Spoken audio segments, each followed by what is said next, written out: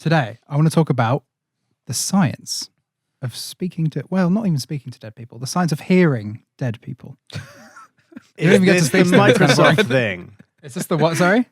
Microsoft thing. Hold on, what's the Microsoft Yeah, quickly, thing? what's the Microsoft thing? Microsoft has patented creating chatbots for dead people that will speak in the way that dead people spoke, so you can speak to your dead relatives. Those, yeah. That's terrifying. Those are absolutely horrifying. Oh my We should do God. an episode on those one day. I No. hope that's not what you're talking about. Mine's a bit less real. Well, it is real.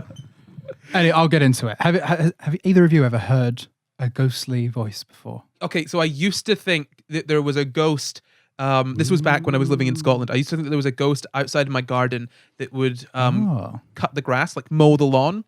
Because I would always hear this ghostly lawn mowing sound when I was in bed. And then I realized that actually there was this like kind of big wire. I don't know what it was. This big wire going from sort of like one part of my house to another, hanging outside, that when the wind blew it, it would make this woo noise that sounded like a lawnmower. So I thought I was listening to a ghostly lawn mowing, but it was just a wind-blown wire.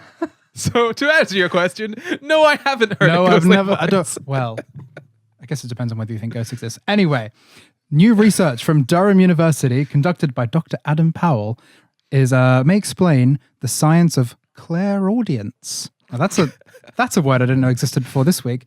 I'm sure you've heard of clairvoyance before. Mm-hmm. Have you heard of clairaudience? Well, there must be a Claire in our audience today, surely. Yeah. Well, hello, Claire. How you hello, doing? Claire. If you're in the audience, say hello. Clairaudience is the supposed ability to perceive as if by hearing something which is inaudible, such as a ghostly voice. Because you're not meant to hear ghosts, in theory. No, in theory, no. They should really keep to them. Ghosts are to be seen and not heard. And Well, also they shouldn't not even be seen. Yeah. I'll be in my bedroom making no noise and pretending I don't exist. Anyway, this survey took 65 clairaudient spiritualist mediums, that's a mouthful, from the Spiritualists National Union. You can just say liars. That's fine.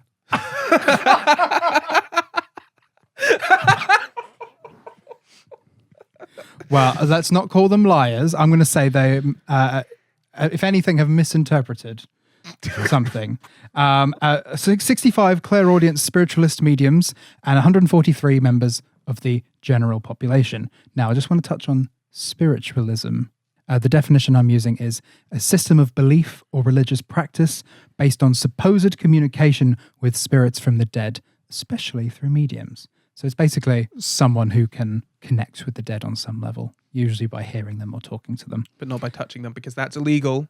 No, yes, that is a crime. Do not touch your neighborhood ghosts. And the That's not what I was doing. Go on. And the Spiritualists National Union is a community of over 11,000 people, including many spiritualist mediums. So they got 65 of these mediums involved in the survey.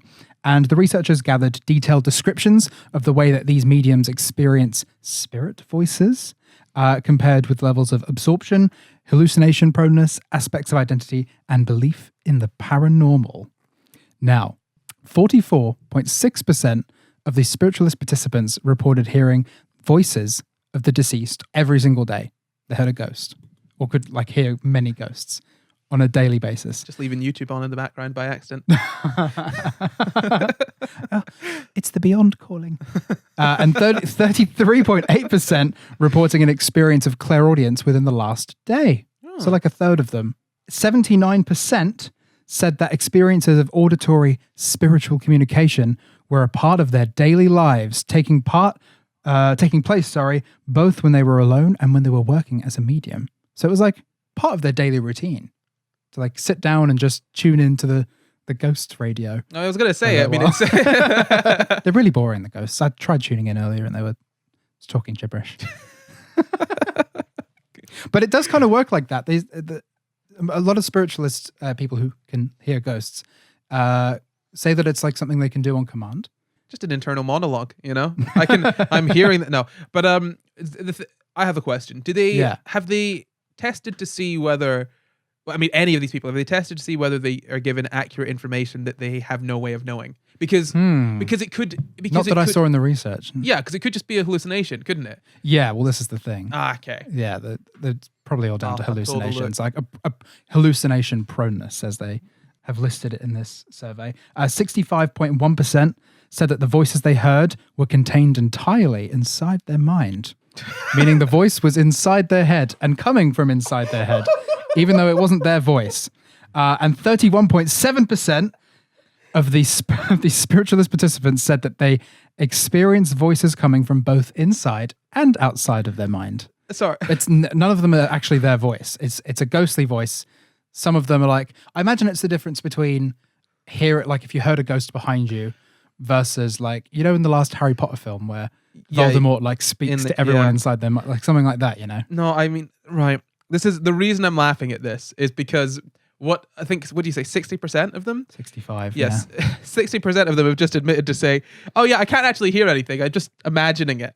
Like you're just saying, oh yeah, I just fully imagined this voice, and so I assume it's a ghost's voice. Yeah. I'm not saying that it's not, okay? If you want to believe that it's a ghost voice, sure. But I'm sure there's probably, for most of those situations, a very easy explanation. Yes. Especially given that. And there's probably many different explanations head. depending on the person. Like at the end of the survey, it's kind of unsatisfying because you're like, well, what are the voices? But it's just like too many things it could be. Yeah. Like it could be some kind of undiagnosed like schizophrenia or something. Or it could be just the fact that they've got like an overactive imagination. Yeah. Something like that. Someone in our comments the other day actually was on our Aphantasia episode, go and check that out. In our comments the other day was saying that they have a very, very loud sort of internal monologue and they can hear it in different voices. Mm-hmm. So it could potentially, there's always even the opportunity for it to be something like that and someone just misattributing their internal monologue to being a ghost. Maybe it's a thought they had that they're just attributing a voice to. I don't know. Intrusive thoughts. Anyway, the spiritualists reported that their first experience or first contact with a spiritual voice was an average age of 21.7 years. So around about 21 years, people have their first, spiritualists report having their first contact. Given the information that we've got, I think the consensus, I'm looking at chat, I think the consensus is that ghosts are real, as many of them are saying, please stop this ghost erasure. Hashtag stop ghost erasure, ghost suffrage, yeah. Yeah, look, I mean, I guess this is just reverse racism added again, because we all know that ghosts are all white, ghostly white. And it's cancel culture coming for the ghosts, I think. Have you got any more of your story, Jamp? 18% of these people reported hearing ghostly voices for quote, as long as they could remember. So basically forever from early childhood. That's like 18 to 20%. And 71% had not encountered spiritualism as a religious movement prior to their own experiences with hearing ghosts, which suggests because what I would have thought is, they've heard about spiritualism and now they're focusing so hard on the fact that ghostly voices could be there that they're kind of picking up on. I would have thought that people, I think the thing is, right, when it comes to religion, science, spiritualism, all of that stuff, I think we had a conversation about this before. Mm-hmm. I think that people experience the world and they want a way to rationalize and make sense of it. Yeah. And that's why you see religion, spiritualism, science all being put up against each other almost as equals, because they do all kind of fill that void of, I don't understand this world around me. I need a way to understand it. These are all lenses through which to view the world. Now, granted, some of them do that in different ways than others. But I think, people with spiritualism, people will probably have an experience and want an explanation for it, and exactly, and that offers an explanation. Exactly, especially when most of these people are 21 years of age, or 20% of them have had it forever. If they're what is this that I'm hearing, and they go searching for it, the first thing they might find is spiritualism, and they go, this explains it. Yeah, and many other people have got this, which is great. That's perfectly fine. I think it's equally as valid as devoting your life entirely to science. By which I mean, I thought you were going to say SCI GUYS. Well, yeah, no, it's the religious movements. Look, the entire plan for this is to create a cult, okay? But yes. But that's a few weeks. That's a few weeks down the line. Sure, it's a few weeks down the line. Yeah, you're all SCI GUYS, and you've got your membership cards coming. Anyway, in the general population, absorption was linked to levels of belief in the paranormal, but there were no significant corresponding links between belief in the paranormal and hallucination proneness. I kind of want to touch on what absorption is. It sounds like being able to get lost in deep imagination. Yeah, it sounds like how prone you are to getting lost in imagination, daydreaming, things like that. Yeah. The researchers say that their findings suggest that it is not giving into social pressure or the belief in the paranormal that leads to experiences of spirit communication, which is kind of what we just talked about. Yeah. It's the having the experience first and then finding the community, or being prone to absorption leads to a high likelihood of belief in the paranormal. I was gonna compare it to being gay, like. In what way? Because if you've got those feelings, you'll find the community that explains those feelings, and you'll find a home there. But but it's not that seeing the gay community makes you gay. It's having the experience of gay, going out and finding the gay community. LGBT, That's exactly it. LGBTS. LGBT. I was going to say there's not already an S, is there? No, there's not. No, the G is for ghost. I had to think there. Yeah. The G is. The T is for Tory, according to Noah. No, we're not. Moving. We're not swiftly doing that. on. Instead, Lesbians, ghost, bisexual, Tory. Wow, the Avengers assemble. we love the LGBT community. Jamp, please finish your story, please.